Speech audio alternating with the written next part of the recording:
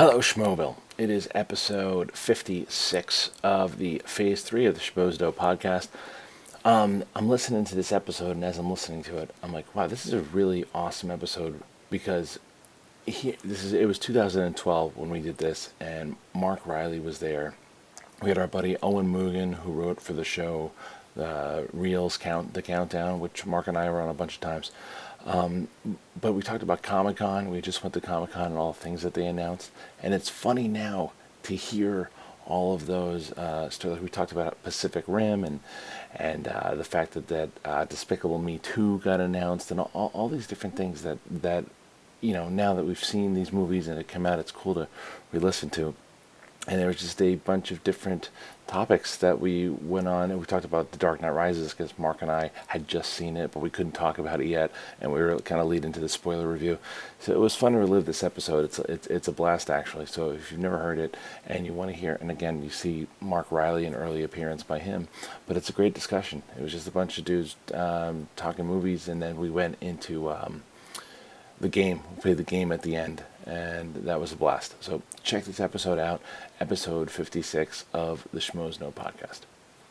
Live from Universal Studios Hollywood in beautiful Los Angeles, California. ToadHopNetwork.com. Radio worth watching. Radio worth watching. Wow, that was a headache and a half, and I'll explain why in a second. This is the Schmozdo Movie Show. It's me, Christian Harloff. What are you opening the show with your personal problems? It's not personal. It's all about Schmoz stuff. It's killing me, man. Oh, well, in that case, my name is Mark Ellis, and as you can tell from the voice that Christian Harloff is using, the excited, anxious intonation, we are talking comic book movies, and Christian, we got to see one last night.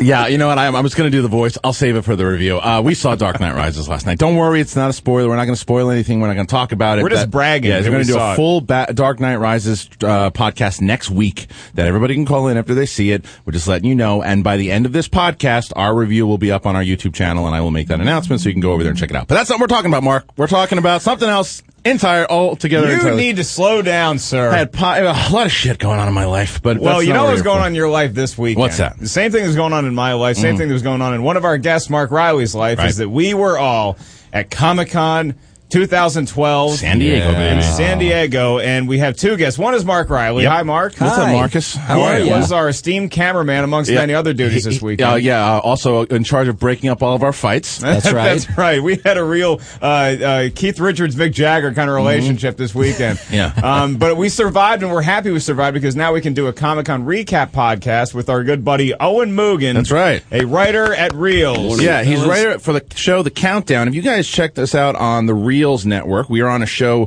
pretty much every week called The Countdown, and Mr. Moogan is responsible for it being as funny as it is. So what's up, Owen? How are you? I'm great. How you doing, guys? Good. It's good to have you on the show finally. It's awesome to be here with you. It's nice to be here because Owen's the guy that kind of puts us through the paces, on the Reels thing. So he's the guy that gives us a thumbs up or the, hey, Ellis, wipe your stupid sweaty forehead. That's right. Well, another reason though it's so great to have Owen on this show is because this guy knows his shit, and it doesn't know it in like an obnoxious film guy. He knows it the same way that people who are listening that can talk about film. He's a fan. This dude knows movies. He's got his tickets to see Dark Knight Rises in IMAX tomorrow night. That's right.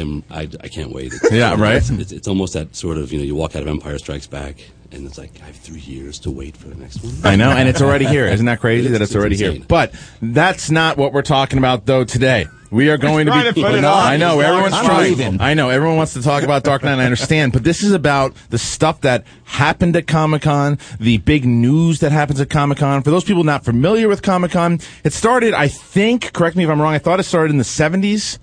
I think so, yeah. Pretty early 70s. Pretty early 70s. 35th year or something. And Star Wars was really the one that kind of gave it a big kick in the ball bag, because it did,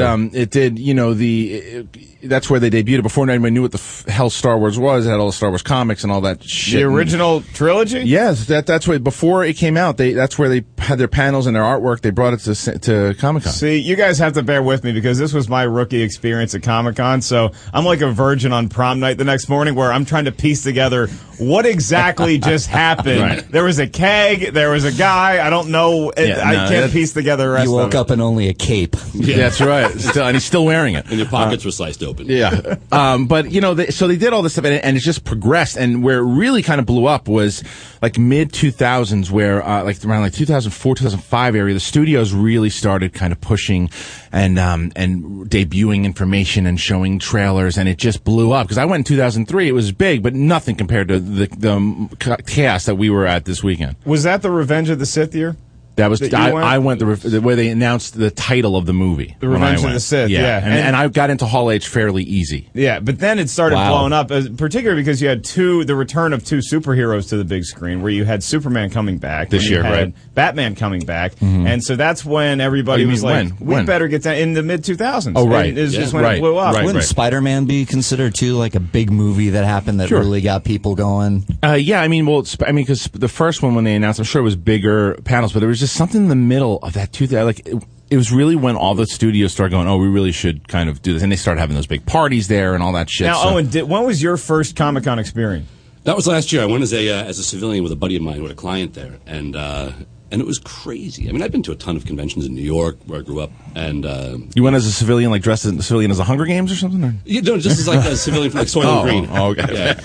I'm a civilian of Alderaan, and he's just walking around with like disheveled clothing. It's getting dark up there. What's going on? You know what? Let's all go as disheveled Alderaan people who somehow survived the blast, but just barely next year. Right. Exactly. Filled with PTSD. So you went there with a buddy? Yeah, and it was one of these great things. It was kind of like a Mecca experience. It's like, wow, cool. Yeah. I'm going to be among all these insane nerds. And you feel at home, though. You really do at home. As much as Mark and I have a ton of videos up to where we're interviewing people, and one of the things that we've always said, we're never mean to people. We'll kind of crack jokes with them, sure. But like a lot of times we'll be like, hey man, well, so you don't have a girlfriend? Why is that? And it's like, I don't know. This is not necessary to do it. It's like it's a safe place. It's fun to really like interview them as a character. They're always thrown off when you do it because like, wait a minute, these guys are actually asking me about my backstory. What's going on? I wasn't prepared for this. Well, I was raised to not throw stones at glass houses, so I'm not going to shit on anybody else for not having a girlfriend. Right. So, anyway, okay. So here's how this is going to work today, Schmoville.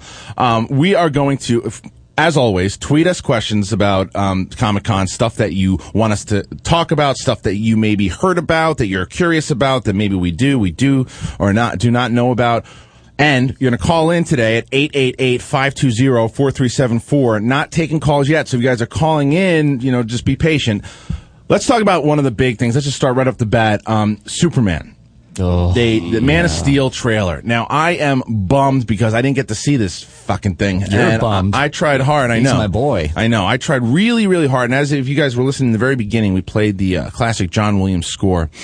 Now, what they did this whole big Warner Brothers panel, and Superman was one of the main focuses of this panel. And from what I hear, people are going crazy over it. It's gotten more. It doesn't. What I was worried about with Zack Snyder was more style over substance, and apparently that doesn't look like that in the trailer. It looks more Nolan. Right. It's smart to lay it out that way, especially after what was the one that the bomb that he had? Sucker Punch. Sucker Punch. Mm-hmm. Yeah. Oh, and God. I guess these people are. That's the big freak out problem. Is it going to be just a bunch of slow mo. Slow-mo, Catholic schoolgirls in trouble. Yeah. You got to worry about that, too, because there's just so much slow-motion Superman fighting I want to see, because Superman's got to move fast, I love that we're opening by talking about a trailer that none of us have seen. Well, this is where we're but at. I'm very excited about this, and this is why, if you see The Dark Knight Rises this weekend, you get to see that Superman trailer, because it's attached to it. And, Superman has never been my favorite superhero, because I don't like guys that are that powerful. It's like rooting for God, pretty much. Right. It's like, come on, God.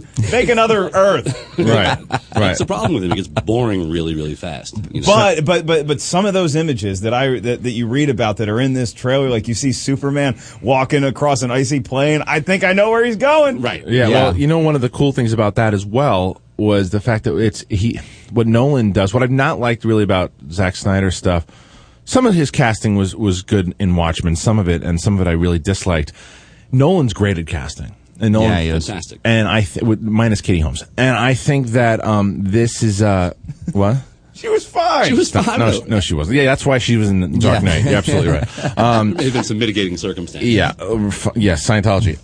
So anyway, this cast looks so put together. And you have both Robin Hoods as his dad, right? The Earth dad, and then you have Kal-El. I mean, oh my God, I Jor-El. didn't realize that. Yeah, and then Jor-El is played by Russell Crowe. Yeah, which is that's I'm looking forward to that. I want to So see the am I. kind of footage of that because. Well, have you seen his costume? Have you seen him in his That was pretty costume? I insane. saw like a Still set good? pic, and it looked good. He's out Yeah. there when he's out there smoking, and he's got the He's got the big Jarrell sign on. He's channeling his inner Marlon Brando Right. is what he's doing. Yeah. That's the thing about Crow is that for me, like his celebrity gets in the way all the time. Then I sit and watch one of his movies. I'm like, this guy is like one of the all-time best. He's so good, He is. and it's great to Always have him. I mean, seems to be that way with actors, where Yeah. it's like if you could just forget about all the crap you read in the tabloids, like throwing Right. cell phones at people or waking up in strange beds dressed as Wonder Woman. These guys are great on screen. Yeah. Yep. Amy Adams is Lois Lane. I think that's a really, really good cat because Kate Bosworth, it's like, we got the 80-pound surfer chick to oh, play that was Lois a terrible, Lane. terrible cat. Brian Singer, as much as I like his movies, he really shit the bed on that casting. I mean, Yeah. really bad. But the thing is too, again, from what I heard of the trailer, is they kind of pulled a Kristen Stewart type thing from when they show the first Huntsman. There's not a lot of her in there. Not that people don't like Amy Adams, but there's just not, because maybe some people are like, oh, redhead playing Lois Lane. I don't know if I buy it, but you don't see enough of her to judge. Right. So that's not the focus. I think Amy Adams is going to be great. And the internet never judges. Yeah, right. Look at our last review. So. And here's a tweet we just got from @JoeSwaba, which I definitely murdered his last name. But he says he has no faith whatsoever in Snyder's ability. He hasn't seen the trailer, but it would need to be spectacular to get me on board. And I think that's Sucker Punch backlash. It's like what have you done That's for me gotta lately? be, yeah, because Sucker Punch is vapid. It was just I really like empty. Sucker Punch. I really what? liked it. You got me on, like, I don't know what I was drinking when I reviewed that with you, because if you watch that review, for some reason I gave it an okay review. I watched that thing again. It sucks. It's bad. I enjoyed it, and I loved the Owl movie that he did too. I thought it was told a really cool I love story. the Owl movie too. No one judges that one too, and there's because he actually did character stuff. But so I mean, I understand that. But I think that's why we have Nolan on board, right? He's going to reining in, Snyder in, and the news about the trailer is that they used Hans Zimmer's Thin Red Line music in the trailer, which is great because that's the tone you're giving me. Cool. And it's also to say, by the way, I know you guys aren't going to be thrilled that John Williams isn't coming back, but we got Hans Zimmer.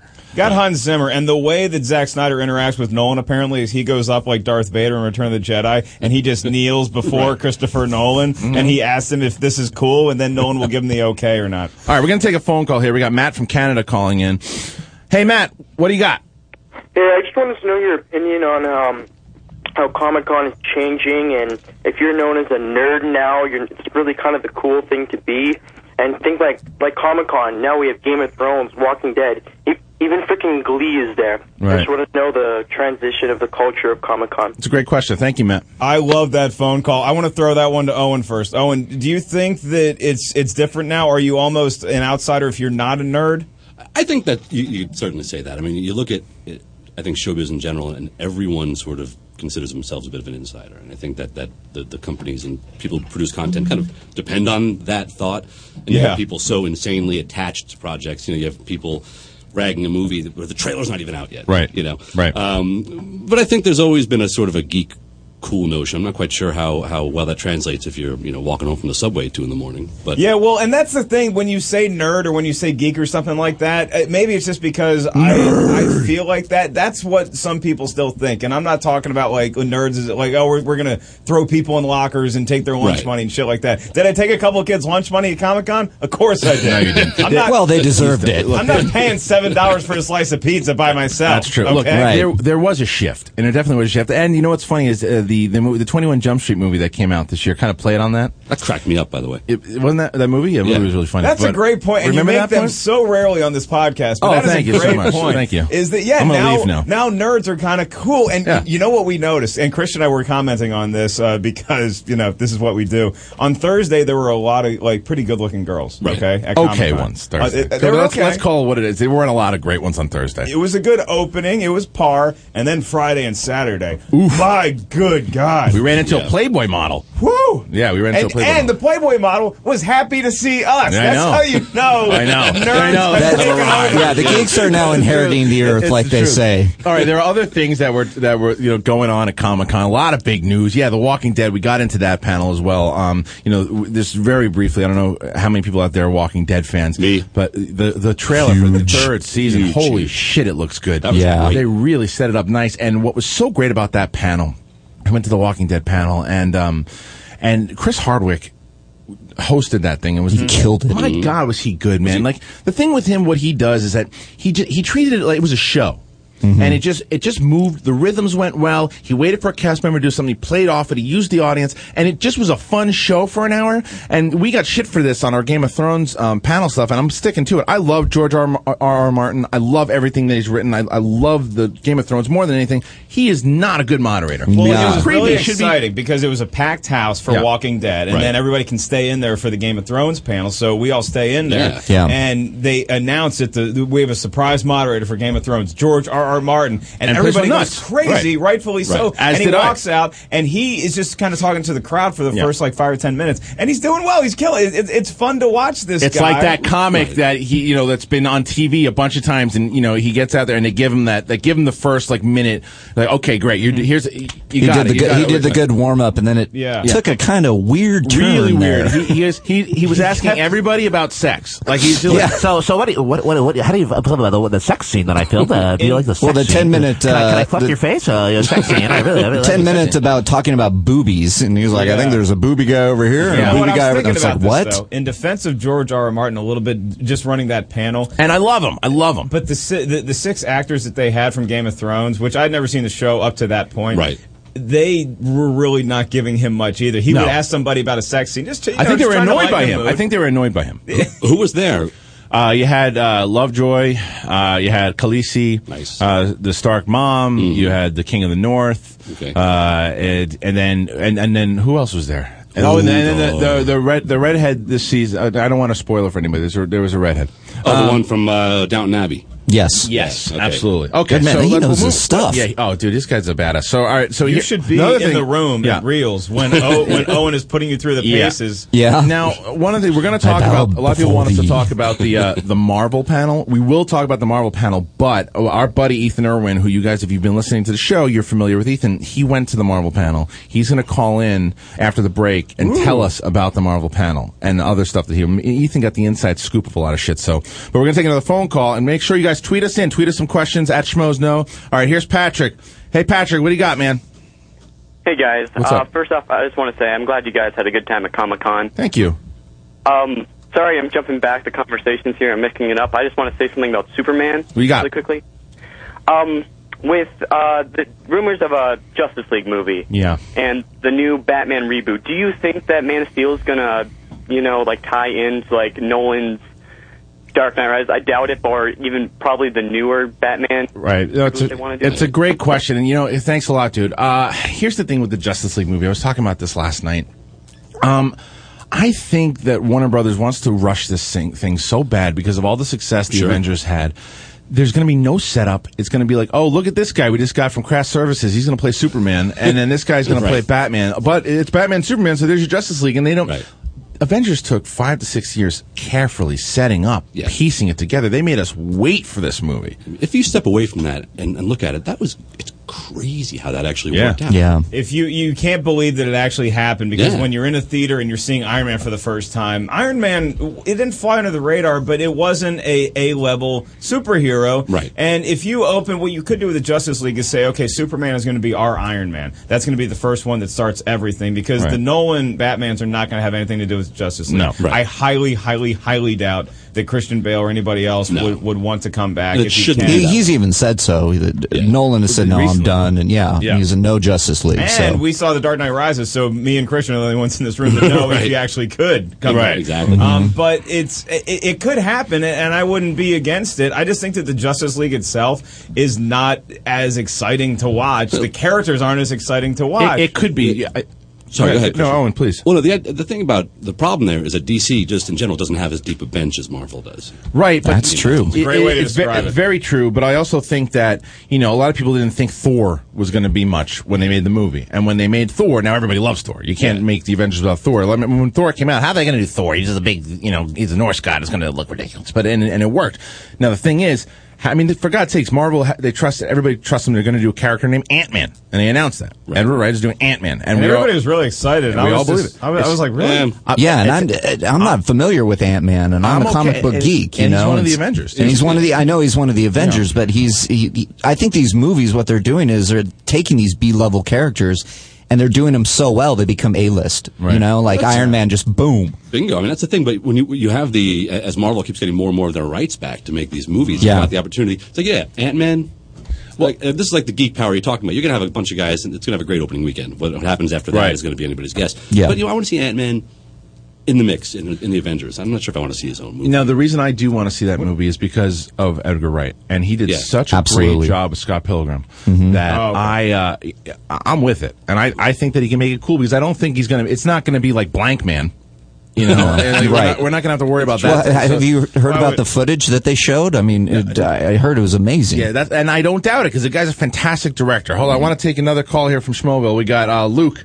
Hey, Luke, what do you got, man? I was wondering if you guys ran into any other YouTubers at Comic-Con, and if you did, could you tell us who? Of course. Thanks, dude. No, I'll be honest, Luke. I was so high the whole weekend, I don't remember anything. He's like 12, man. He's doing bong hits now, and unbelievable. But you know what? We had an insane schedule going down there. So it's just as a fan, because, Owen, you got to go there from a civilian standpoint last year. We were not civilians down there. Our schedule was basically work 16 hours a day. Yeah, we did stuff for movies.com. Yeah, and then go back and work at night, and then just laugh our ass off, sleep maybe 2 hours, and then wake up, rinse and repeat for the better part of 4 days. Sure. Yeah, but we did run into a few. I missed Cali Critic. We kept trying to get in touch with him, but we met Corey from Spill.com, and we have a video of that. We're going to put that up because we've been back and forth with him for the U-Reviewer stuff, so we talked to him, and that was kind of cool. But it was just fun to see everyone there, and everybody's so excited. And you look at these pictures of people who went to these panels. I know Cali Critic went to the Joss Whedon panel, and then all these guys did this different stuff, and it's just so much fun because you can get so much information, so much stuff, especially with YouTube. Yeah. Because there's so many people putting stuff on YouTube. You're like, oh, I'm not only going to be so excited about this, I'm going to put it on my channel. Well, we ran into a spy. We ran into a mole, a dude named Dabney, and he was wearing a costume. He was wearing a really cool costume, and he was like waving at us, but he was wearing a costume. So I'm like, I don't know why this guy's waving. We thought he was a friend of ours. So I walk over and I fist bump, and then he's like, oh no, I'm a big fan of the show, and he's in line to go to these huge panels on Saturday. Right. And he went to Hall H for Man of Steel. Yeah. So Christian is like, asking him to winter formal, like, hey, would you, maybe I could get it. But so we actually ended up being able to interview him. So that's how we got the inside scoop on like the Godzilla trailer and the Superman trailer and all that stuff. So it's nice having friends in high places sometimes. And I have to say, your output has been tremendous. I mean, you guys started turning stuff out pretty damn quickly. Yeah, we did. That was the drill. It was like, okay, here we got all this stuff. We got home to the hotel every night, and it was basically, let's edit as much as we can before the Coors Light really hits us. Yes, exactly. All right, so I just got a text, actually. Ball bag Ethan Irwin is getting pulled. Okay, no, Christian. He's a ball bag. Christian, that is not nice. Fine. All right, bag ball. Ethan Irwin got pulled into a casting meeting because he's important and can't call in today. So if you guys went to any of the panels at Comic-Con, call in because we want to hear from you guys, like what you enjoyed, what you didn't enjoy. We want to talk about it. Pulled into a casting meeting. That's what that means. What is that a drug reference? No, he's blowing snots in his car. You ever see his car? Tissues all over. No, never have. Windshield wipers on the inside. Anyway, so tweet us in, call. We're going to take phone calls. We're here with Owen Moogan. We're here with Mark Reilly, of course, Mark Ellis, and me, Christian Harloff. And guys, you guys love our T-shirts, the Ripped Apparel T-shirts that we wear. We wear them all on Comic-Con. Well, we just found out if you just go to Ripped Apparel's website and just type in Schmoes Know, you get like $1 off. So that's fun. Look at it's like a Mega Man thing today. So that's what I wanted to talk about. Oh, get in there. Yeah. Dr. Wiley? Are you kidding me? Do your thing. What else you got? Well, when we come back to the Schmoes Know podcast, we're gonna meet Owen a little bit because Owen's never been on the podcast before. He's popping his cherry. Mark Reilly has something special coming up as well. And we're going to keep dishing on Comic-Con. We've got all the panel news. Gonna play the game, bitches. Well, I was going to say, why are you covering your mouth? You're not allowed to do the Bane voice anymore.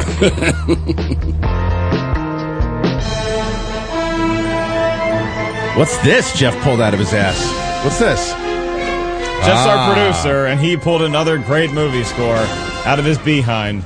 Oh, you're going nice and Disney after you told some kid to go smoke pot in the bathroom? I didn't tell him to. I was telling him what I've never actually smoked pot in my life, guys. Sorry to let everybody down. It's not true. Something that will not let people down is the show that Mark Reilly, who is on the podcast with us today, is I guess you guys are in rehearsals. I am in rehearsals. Where's your mic? No, there you go. Yeah, Much here better. it is. Oh, good. I like it a lot better. I'm doing my plug. Hit that other button again. I liked it a lot better. Okay. All right, what do you got? Yes, I'm in rehearsals for a little show called The Star Wars Saga in 60 Minutes. Now, you did That's right. Star Wars in 30 minutes, and that was the original trilogy. Yeah, we did the original trilogy, the Star Wars trilogy in 30 minutes. We did all 3 of the original movies on stage. It became a huge hit. We did it all over the United States. We did it all over the conventions, and we actually did it for George Lucas himself. And we got the seal of approval from him. That is awesome. That's pretty cool. Because if Lucas sees the live show at Skywalker Ranch and he gives the thumbs down, you never see daylight. Dude, yeah, it's like American Idol. He has shut down video stores just showing the original trilogy for like $5. He shut that kind of shit down. So he's all over that stuff. Yeah. So. But he really liked it, and so fast forward to now, he asked my director and writer Patrick T. Gorman to adapt the prequels. So now we're doing all 6 of them on stage. Cool, that's awesome. And when does that happen? We're opening August 3rd through the 19th, and you can go to brownpapertickets.com and buy the tickets, and it's going to be at the Beverly Hills High School. Just in California right now. Just in California right now, and we'll see what happens with the run. All right, well, check that out. You can also check out Mark Reilly at Reilly Roundtable? At Reilly Around. At Reilly Around, REILLY Around. So that's my Twitter. Beverly Hills High School is where he's taking place. Luckily, I hang out at that high school all the time anyway. Then we also have Owen Moogan on the podcast today, who is a writer at Reels. He helps us with the countdown every time we go in there, amongst his many other duties. And Owen, you are from New York, and you're out here now. I am. Yes, I'm born and raised in Brooklyn. And did we ever talk about this? I don't know if we I'm have. from Queens, so we'll have to talk about it. Yeah, we'll talk about it. I smell a 30-minute pizza conversation. That's right. It's absolutely true. Owen's great though too, because he's a guy that when we go in there for this show, they give us this list, and Mark and I will have our banter back and forth, but Owen's really good at giving us like the insight on the movies, like, giving us a direction, and it really helps us out. And if you guys have not checked out the show on Reels, check the Reels channel. It's called The Countdown, and you look for it at 7 o'clock Eastern, 4 o'clock Pacific on Saturday. Okay, cool. So it's check that out. It's one of these great countdown shows, and you get a theme. It's like best fight scenes. And because we plugged it, we're going to be on a lot more. Yes. If you're trying to sort out what happened, all the dick jokes, those are ones that we wrote ourselves. Right. Anything relevant about the movie, that's something that Owen fed to us. Now, Owen, you went to Comic-Con last year, and that was your first time. What were you going for specifically? Were you just going for the whole experience, or were there things that you were looking for in particular? Well, it was cool because I was going on the coattails of this guy named Matt Poole, who's a really talented writer and filmmaker, and he's got a really great series of shorts that I think are still on Crackle, and it's called Issues, and it's about superheroes in therapy, and it's in the cartoon versions of these guys. It's very, very fun. A lot of superheroes in therapy at this Comic-Con. We just saw. Well, we are talking. Oh, sorry. No. And so I went there, but I went there to. It's that notion we mentioned a bit earlier. This idea of this kind of community experience, which is kind of fun. It's like it's cool to be part of it and be part of these nerds. Like I've always kind of been. I've been a Star Trek guy my whole life. And it's funny because a lot of these people, when you see them when they're all dressed up, it's like they are celebrities for that weekend. They're celebrities. Like people will stop them and take pictures, and they can't move. It's literally how it is. Like, must be like to be Robert Downey Jr. Because every 3 seconds someone's snapping a picture of you. If you pull off a good costume at Comic-Con, even shitty ones, you can get laid. I mean, there's a guy that we met, and you guys have probably seen him on a couple of the videos he's made. Cameos. Joker. We're going to put the full one on there. This guy looked like the Joker from the Tragic novel. That guy looked awesome. Yeah, it was great. And I wonder what he looked like, what his natural face looks like. Probably looks exactly like that. I actually asked him that exact question because I was like, are you a big fan of the Joker, or does your face look like that and that's the character you can pull off? And he answered like the Joker. He answered like the Joker. He says B led to A. And I'm like, I get it. Better than looking like Killer Croc. That's right. All right, guys, we are talking Comic-Con, things we've heard, things that we're excited about, and we're hearing from you guys. Make sure you call in at 888-520-4374 and tweet us at SchmoesKnow. We're going to take another call from Schmoville. All right, who do we got? Hello. Hey, man. What? Okay, see you later. All right, so who do we got? Hello? Hey, man, so we're talking Comic-Con. You got anything? All right, so who do we got? This is Noah from... You got to turn your computer down, dude. Oh, sorry. No sweat. We're talking Comic-Con here. We're here with Mark. We're here Owen and Mr. Ellis. And anything you got on Comic-Con? Oh, yeah, actually. I want to talk about, going back to the Marvel thing about, I don't know if you talked about this yet, but Guardians of the Galaxy. Perfect. Okay, cool. The the concept art looks really odd. And, there's a tree, there's a raccoon, and there's aliens. This is like, intergalactic Avengers, and it looks really exciting. It seems like a hard sell, but it looks exciting. So I just want to know your guys' thoughts on that. Thanks a lot, dude. Thank you for the call. I have a question. Yeah. What the hell is Guardians of the Galaxy exactly? That was kind of my question. I'd heard about it. I read... They sound important. They're an intergalactic Guardian. The Avengers. They're like the Avengers. They do battle with Thanos, who was at the end of the Avengers. So that was the kind of tie-in for at the end of the Avengers. Right. And what's the beauty on this, too, is that it's the first kind of Marvel movie that's like a space opera. So that's tricky. Yeah, so that is very tricky. But right now, Marvel, you're giving them a carte blanche. They can do whatever. Marvel's like Pixar, man. They keep banging them out, and they're still good. And so, I mean, Guardians of the Galaxy was announced, and I'm like, never heard of him before in my life. Went to Wikipedia and went, oh, okay, this is cool. You had never heard about him until this Comic-Con? Until this Comic-Con, My buddy Jack had given me this graphic novel a long time ago, and I actually read it, and I remember liking it. That's why I recognized it. And it was Guardians of the Galaxy? It was Guardians of the Galaxy, nice. yeah. And I have it. You can borrow it. But yeah, the raccoon guy, and that was my only real... It's going to be I guess he's a popular one. It's like Rocket the Raccoon or something. Rocky the Raccoon. They got to be careful with the CGI. That's a Beatles song. And have to be careful with this. I mean, there's a lot of residual, Green Lantern Corps, hate. Right. I'm afraid that makes me think of that. It's going to be interesting because, again, we say that Marvel has done so many great things. Let's not forget about Daredevil. Let's not forget about Wolverine. Well, that was Fox. Yeah, that's Dark Age it's stuff. Still Marvel. It's Marvel, but Fox had, Yeah, but I mean, once Marvel got the rights to their stuff, characters. You're right, but I'm just saying, like, there's a raccoon in outer space. Okay, I don't trust anybody to pull that off. Marvel, you're doing it's going to be great. Tricky. Yeah, well, I'll bet money on it right now. Remember this podcast, boys and girls, because after this, and I got to tell you, I love that raccoon. That's going to be Ellis. He's going to love the raccoon. It's going to be your new Yoda. Here's what I'll say is that Mario Brothers 2 comes out, then Mario Brothers 3, and I'm like, what, a raccoon? Really? That damn raccoon. Right. Well, that's a good... All right, let's go back to Schmoeville. We got Hunter on line 3. Hunter, what do you got, dude? Hey, at Comic-Con, they had an Iron Man 3. They released a new suit for the movie. Right. And I was just wondering y'all's thoughts on it. Thank you. They did, and they showed pictures of this thing, I think beforehand, and it looks like the suit, I guess, correct me if I'm wrong, Riley, you might know this. Yeah. Like as the comics progressed, he was able to kind of call on the stuff to kind of... Extremis, I think it is. Yes, yeah. And I believe that's the costume. He was. It's like he gets into what are they called? Nanobots or nanotech? Nanotech. So he can like kind of think about they inject something into his brain and he's able to bourbon. Right, bourbon, a martini. If it's Tony Stark, he's got to have some sort of alcohol handy in that new suit. Yeah. And that's the question. I'm wondering about Iron Man 3 if they're going to go into his alcoholism or not. I mean, that's a whole separate topic. Well, they did it in Iron Man 1. But I thought I read something from over the weekend where Downey said they're going to start to touch on it a bit more. That's good. Well, and here's the thing, though, too, is because they did... How much in Iron Man 3...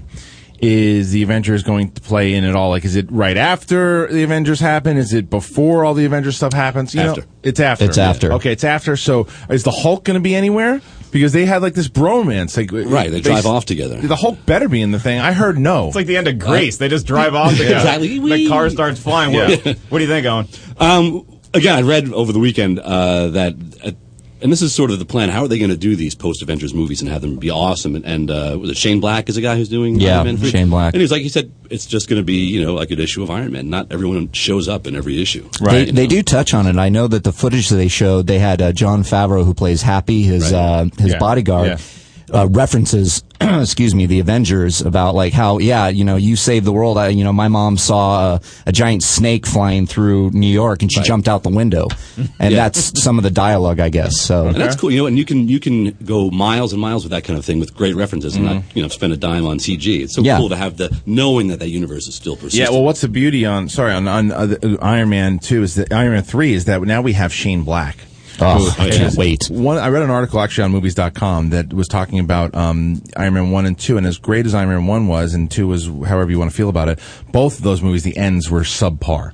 The end of the movies. Like, the first one was a bit of a clunky ending after you have this great setup all the way through, and 2 was just whatever. The third one, you gotta think that Shane Black as brilliant of a writer as he's going to tie it all really nicely, and there's going to be some crazy dialogue. And I like the quote that you said about it's like another issue of a comic book where not everybody makes every appearance. My problem with that is that this ain't just another issue. This is a huge movie, and that was my problem with like X-Men Origins Wolverine. Was it wouldn't have been bad if I got another issue next Tuesday. Right. But you got to wait like 5 years for this damn movie to come out, so it better That's be a great point. kick-ass. And I think that because what the Avengers did is make everybody think there needs to be some sort of superhero crossover in every Marvel movie we see. That's the bar that you got to hit. It's like Nolan with The Dark Knight. It's like you made Batman Begins and The Dark Knight, so The Dark Knight Rises better hit that standard, or else it's going to be a letdown. That's right. Yeah. And okay, so here now we're going to get into two other movies. I want to talk about Godzilla in a second because I was very excited to hear about this. Great film, 1998. Matthew Broderick. Watch it. Whoa! Pump the brakes before you get us kicked off this network forever. I am going to take a phone call because the next movie I want to talk about. This gentleman is calling. I got George. Georgie, what's up, man? What do you got? Hey, what's up, guys? Can you hear me? Yeah, I can hear you. Okay, so Peter Jackson's talking crazy about how great the 48 frames per second is, and he loves it, and it's going to be great, and then he doesn't show it in 48 frames at Comic-Con. Right. What the hell is going on? Well, how badly did they botch this, or is it going to be amazing? Like, what's going on? Thank you, George. Georgie always got a great call. It's going to be amazing. Yeah, I have faith in Peter Jackson. What do you, absolute faith. You and I are asking about that. Yeah. Mark Reilly and I were walking around and we were saying, asking people, was it in 48 frames? And they said no. Now, I don't think they botched it. What I think was that when they showed the 48 frames and there was that big stink about it, how it looked too real. And Peter Jackson's like, fuck this. He's like, I want to show my 12 minutes of this. I'm going to show it how it is. Let these people realize how great of a movie this is going to be. Yeah. Then let them bitch about 48 frames later because this is what the movie is. And they showed it, and it was apparently 12 minutes of just fantastic awesomeness. And he also announced they're going to split the movies into 3 parts now. That's the big rumor going on. Jeff is not happy about that. What's the problem, Owen? The problem is Tolkien wrote so much. He wrote a ton of stuff, and you have all these appendices, which are kind of fascinating to go through. And like, where did Gandalf go when he was gone all that time? And Lord but that's right. To be able to put all this on screen, he went to a couple clinics. He probably did. Yeah, he probably did that troll scratch. You shall not pass. Talking about his urine. But you can't put too much on the screen. The Hobbit is a great self-contained little. Make it a 3-hour movie and be done with it. No, I don't want it to suck. Well, you're talking about the appendices. It's Peter Jackson, man. He's not going to suck. It's not going to be like Twilight, to where they split these 2 piss boxes off and they're playing chess for 2 hours. How about King Kong? King Kong was too long. Peter Jackson made King Kong. But it wasn't a very good movie. If you cut an hour out of that movie, but they didn't. I know you're right. I think he was too close to King Kong because that was like his childhood thing, and so he's not too close to the Hobbit. I mean, now he already made 3 movies. I trust him. It's going to be awesome. Yeah. But the idea of breaking it up and adding all this stuff in the appendices, it just makes me a little bit worried. It's going to be filler, and I don't want it to be filler. Well, apparently good point. Apparently the Andy Serkis stuff too was amazing. So I can't wait. Gollum stuff. Yeah, but I'm psyched, dude. Give me it. I'm psyched. And look, you got my $15, of course. Easy. Right. Of course, I'm a schmo. I don't have to pay for movies. But what? You hate him? It kind of worries me that we're getting to this thing where it's like a 3-hour movie every time out of the gate. Do people not know how to make a great 90-minute film anymore? But that's not.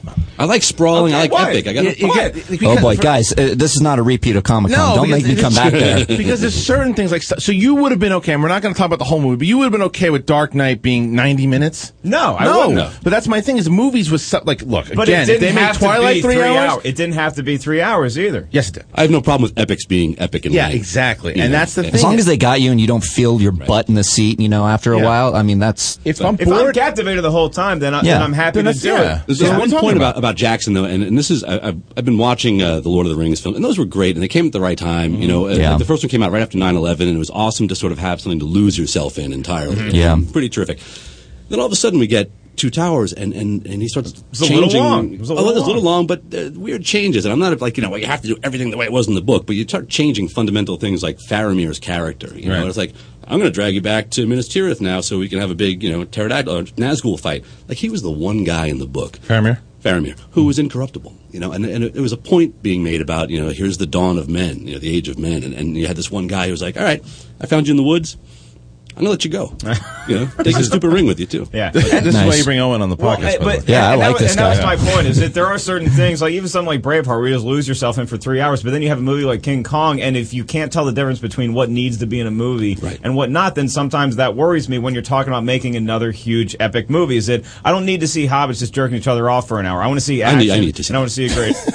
I would actually pay to see it. Now that I think about it, God, I hope I never see that. They have to do it by their feet, though. That's what Willow was missing. Not enough exactly. That's true. All right, here's what we're going to do. We're going to take a few more calls from Schmoville. We're going to talk about Godzilla, and then we're going to play the game, because these two guys have never played the game, and we want to see how good they are. But let's get to a couple more calls. We got Ashton from San Antonio. Ashton, what do you got, buddy?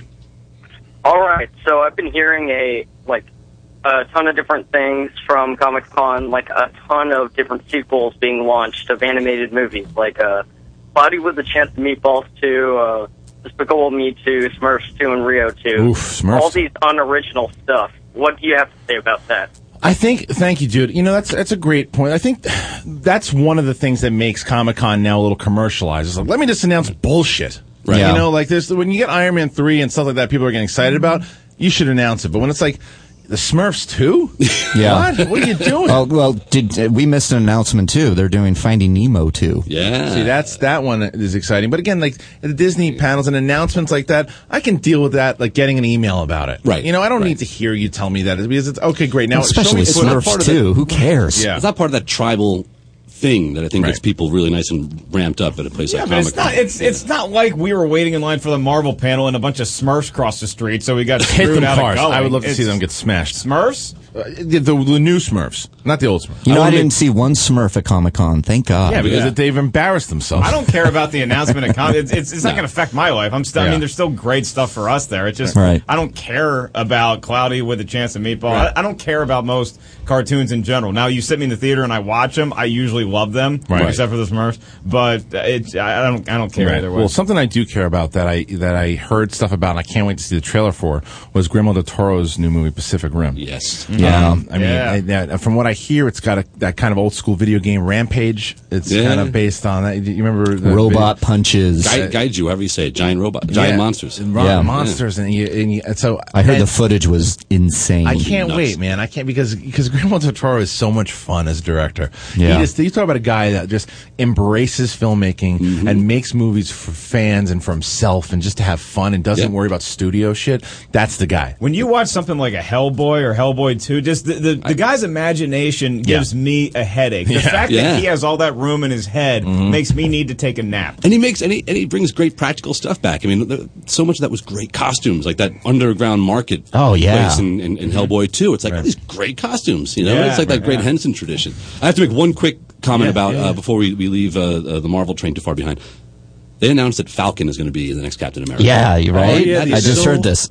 The Winter For me, Soldier? that's awesome. That's like, that is like nerd, manna from heaven for me. I'm so glad you brought that up because I don't know enough about the Winter Soldier. That's the name of the thing. Right? That's the name of the line. So can you explain a little bit about that? Well, Winter Soldier, so Bucky Barnes, we saw him in the movie. He fell off the train and bye-bye. So in the comics, he was also frozen.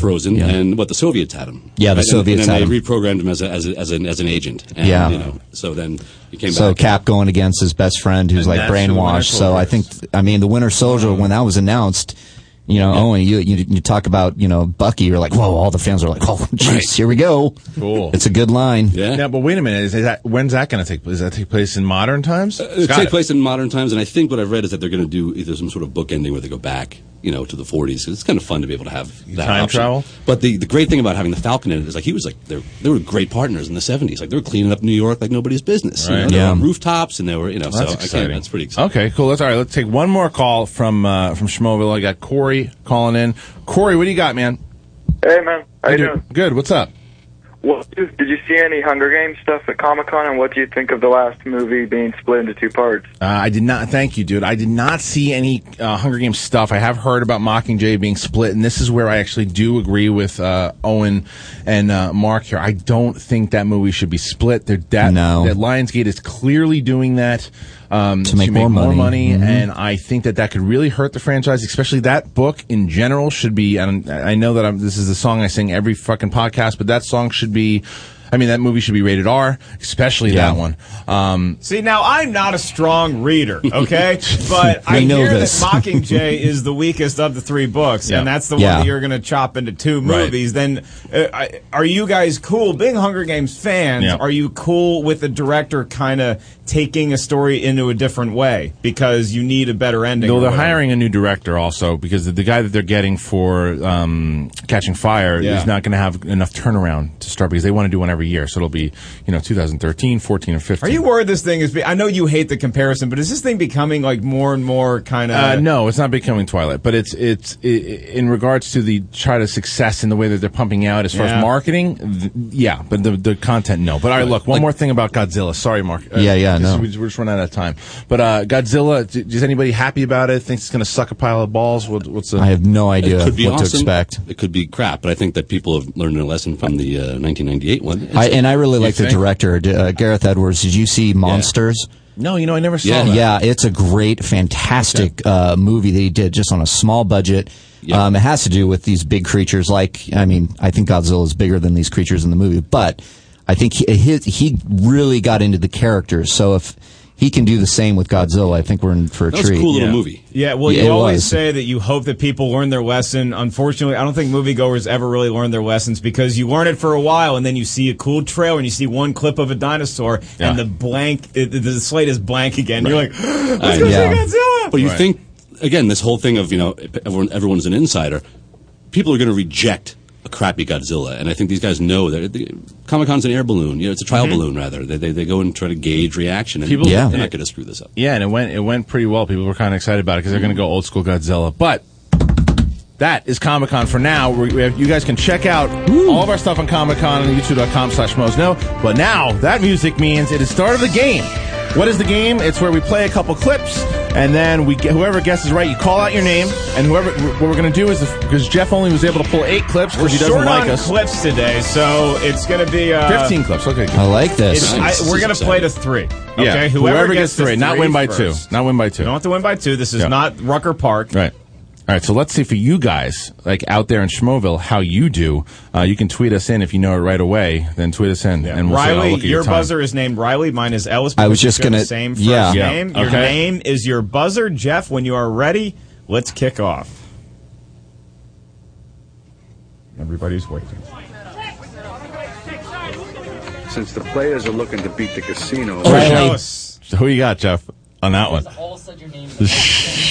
I think Owen got it. I think Owen had a split second ahead of me. Yeah, we'll give it to Owen because he's a guest. Yeah. What is casino? Very good. Yeah. Very nice. Right. Very Son good. of a bitch. Man, it is getting hot in here. All right. Oh, in here, Dr. Connors. Ellis.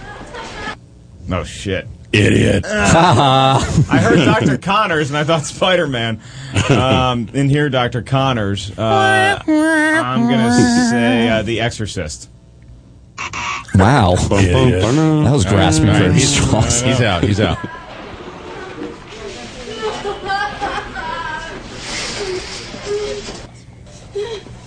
Gentlemen, what seems to be the problem? Bicycle accident. Fractured tibia about 5 inches below. Riley. What? Catch Me If You Can. Wow. Well done, sir. Dirty bastard. Good one. All right. Thank you very much. Schmo's getting... Christian. Coming to America. Nice. Very nice. The first one was completed and fully operational. Christian. Damn it. Completed and fully operational. Shit. God damn it, I'm buzzing in too early. I don't know, Return of the Jedi. What an idiot. Give me Clerks up in this bitch. Clerks. Sorry, yeah, Clerks got it. Yeah. All right. 2. Christian going to close this out quick. I refer to myself in the third person. Here, running through this quick. Yep.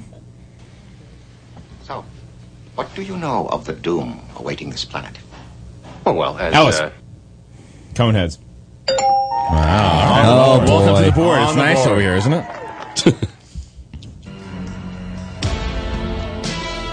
Christian. Labyrinth for the win. Oh, Thank you. All right. Nicely done. All right, so that I just want to say it's fixed. This game is fixed.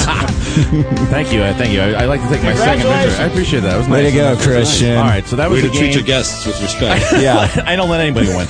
All right, we got a couple things to announce here. Of course, you can watch Owen's show that he writes on, The Countdown. You can see your two favorite schmoes on that show. That is on Reels, and that's on Saturdays, 7 p.m. It repeats over and over, but check out the first run on Saturday. That's right. 7 and 4. And do you have a Twitter or anything you want to talk about? Or No, but check out Reels.com. Cool. And then you got Mr. Reilly, Mark Reilly. You can check out Star Wars. Star Wars Saga in 60 Minutes. Go to brownpapertickets.com. It's August 3rd through August 19th. Perfect. And you can check him out. Yeah, I'll be playing Emperor and Obi-Wan. And a couple of announcements for us. So here's the big thing. I am going to offer you guys out there in Schmoville a Dark Knight Rises poster. Here's what you're going to have to do to get that. You guys, I'm going to, before this thing goes out... You have to be female. Yeah, no. 18 years of age. No. I am going to make our Dark Knight Rises movie review public very soon here, and then all you guys got to do is share it on your Facebook page or Twitter, and just tag us or tweet us, and it's kind of like the lottery. We'll Make pick us one feel of you guys. special. Yeah, so share us and tag us in your posts, and then we'll pick one of you guys. Whoever does it, it's like kind of lotto ticket, something like that, and we'll pick a winner probably by tomorrow.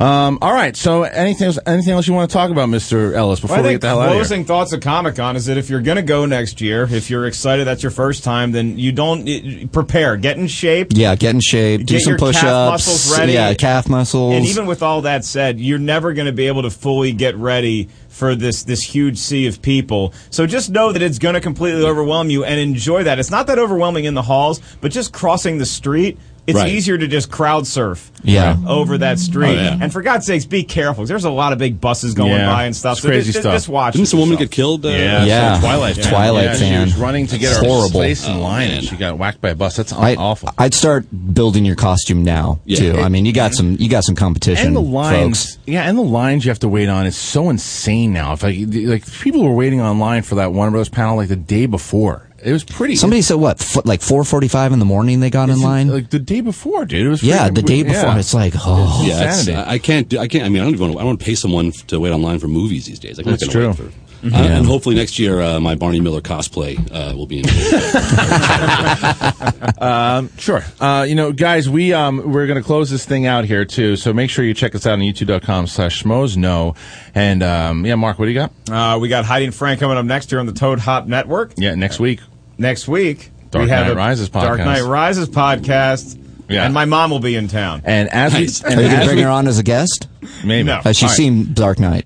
She will not have. I have just hit the public button. Our Dark Knight Rises review is public. Go to our channel, youtube.com/schmoes. Go watch that. And we're going to close out the show the same way we did last week with our fan song, which I loved last week and we loved it so much. We're going to play it again. Awkward T Unity. Sooner or later. Thanks for being guests, Reilly and Moogan. Thanks for having us on. Thank you very much. I like this song. This is nice. You heard this? We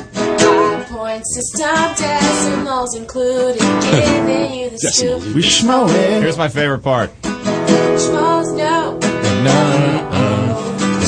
mean, you guys have people making songs for you, posters for you. You guys have hit the big time. This one is tainted.